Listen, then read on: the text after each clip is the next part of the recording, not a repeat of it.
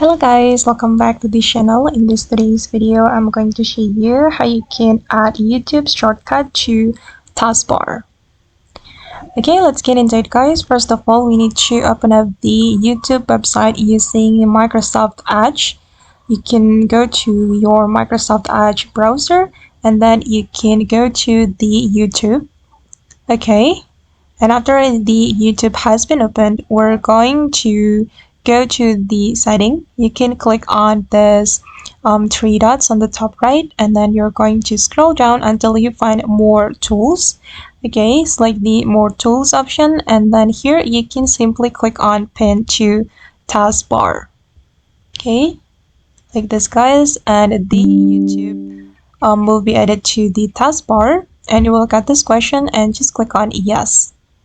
Okay, now it's done. The YouTube has been added to my taskbar. I'm going to close it. So anytime we want to open the YouTube, we just need to open it from the taskbar.